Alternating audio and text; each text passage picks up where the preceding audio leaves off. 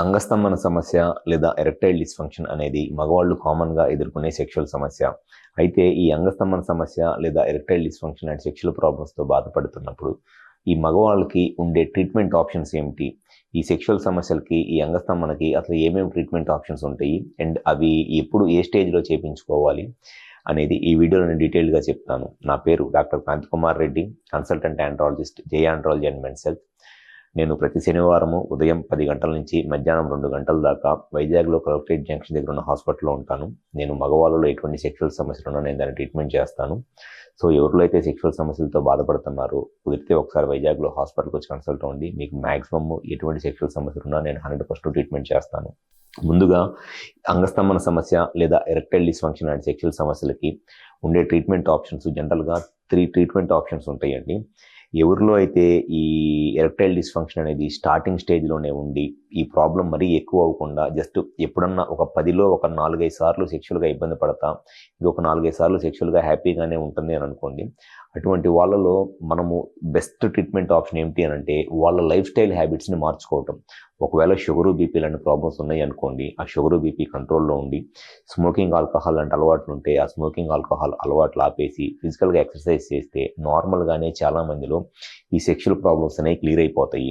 Next స్టేజ్లో ఎవరిలో అయితే ఈ హెల్దీ లైఫ్ స్టైల్ అలవాట్లు మెయింటైన్ చేస్తున్నా, స్మోకింగ్ ఆల్కహాల్ అలవాటు లేకపోయినా, షుగర్ బీపీ కంట్రోల్లోనే ఉన్నా సెక్షువల్గా ఇబ్బంది పడుతున్నారు అనుకోండి, అంటే సెక్స్ చేస్తున్నప్పుడు పెన్నిస్ స్టిఫ్గా లేకుండా ఇన్సర్ట్ చేస్తుంటే బెండ్ అయిపోతుంది అనుకోండి, అటువంటి వాళ్ళలో ఉన్న సెకండ్ ట్రీట్మెంట్ ఆప్షన్ ఏంటి అని అంటే ట్యాబ్లెట్స్, PDE5 ఇన్హిబిటర్స్ అంటారు.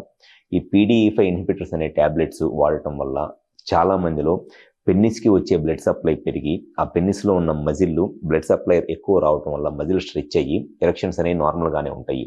ఎప్పుడైనా సరే PDE5 ఇన్హిబిటర్ ట్యాబ్లెట్స్ అనేది డాక్టర్ ప్రిస్క్రిప్షన్ లేకుండా ఎట్లా పడితే అట్లా డోసులు అనేది వాడకూడదు.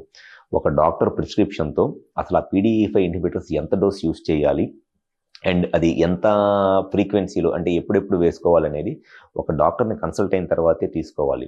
చాలామంది చేసే మిస్టేక్ ఏంటి అంటే జస్ట్ మెడికల్ షాప్కి వెళ్ళేసి ఈ ట్యాబ్లెట్లు ఎక్కువ డోసులు వేసుకుంటా చాలా ఇబ్బందులు ఎదుర్కొంటూ ఉంటారు. సైడ్ ఎఫెక్ట్స్తో కానివ్వండి, లేకపోతే కొన్ని రోజుల తర్వాత ఈ ట్యాబ్లెట్లు పనిచేయక ఇబ్బంది పడుతూ ఉంటారు. అట్లా చేయకూడదు. ఫస్ట్ ఎరెక్షన్ ప్రాబ్లం ఉన్నప్పుడు దాన్ని కరెక్ట్గా రీజన్ ఏంటి అనేది తెలుసుకొని ఈ PDE5 ఇన్హిబిటర్ స్టార్ట్ చేయాలి అనుకుంటే ఒక డాక్టర్ని కన్సల్ట్ అయ్యి కరెక్ట్గా ఏ డోస్లో స్టార్ట్ చేసుకుంటే బెటర్గా ఉంటుందో ఆ లో డోస్లో స్టార్ట్ చేసుకుంటే చాలా బెటర్గా ఉంటుంది ట్రీట్మెంట్.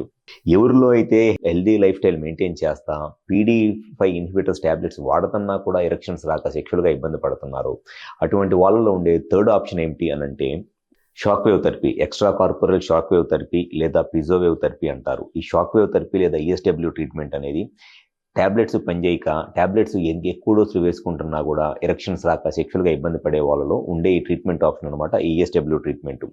ఈ ESW ట్రీట్మెంట్ వల్ల ఏమైంది అని అంటే ఏదైతే పెన్నిస్లో ఉన్న మజిల్ డ్యామేజ్ అయిపోయిందో ఆ మజిల్కి మళ్ళీ కొంత బ్లడ్ సప్లై ఇంప్రూవ్ అయ్యి ఆ మజిల్ డ్యామేజ్ అయిపోయిన మజిల్ మళ్ళీ హీల్ అయ్యి దానివల్ల ఎరెక్షన్స్ వస్తాయి. అది థర్డ్ ఆప్షన్.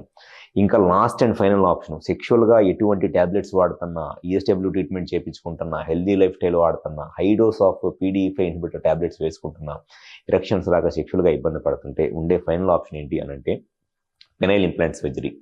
ఈ పెనైల్ ఇంప్లాంట్ సర్జరీ అనేది ఇది ఎప్పుడు ఫస్ట్ ట్రీట్మెంట్ ఆప్షన్ కాదు, ఇది ఫైనల్ ట్రీట్మెంట్ ఆప్షన్. ఎటువంటి ట్రీట్మెంట్ తీసుకున్న ఎరెక్షన్స్ రాకపోతుంటే ఉండే ఫైనల్ ట్రీట్మెంట్ ఆప్షన్ ఈ పెనైల్ ఇంప్లాంట్ సర్జరీ. ఈ పెనైల్ ఇంప్లాంట్ సర్జరీ అనేది పర్మనెంట్ సొల్యూషన్ అనమాట.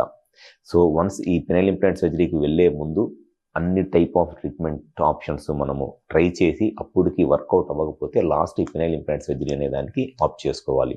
సో ఎవరిలో సెక్షువల్గా ఈ అంగస్తంభన సమస్యతో బాధపడే వాళ్ళకి ఉండేది ఈ 4 ఆప్షన్స్.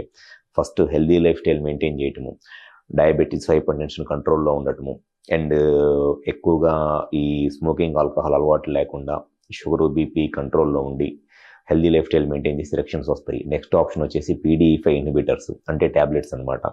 థర్డ్ ఆప్షన్ వచ్చేసి ESW ట్రీట్మెంట్.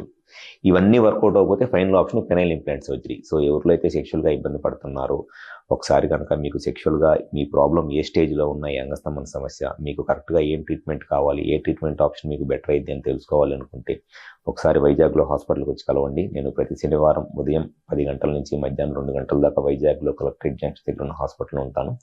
ఒకసారి వచ్చి కన్సల్ట్ అవ్వండి. మీకు ఎటువంటి సెక్షువల్ సమస్యలు ఉన్నా నేను దాన్ని గ్యారంటీగా ట్రీట్మెంట్ చేస్తాను. Thank you.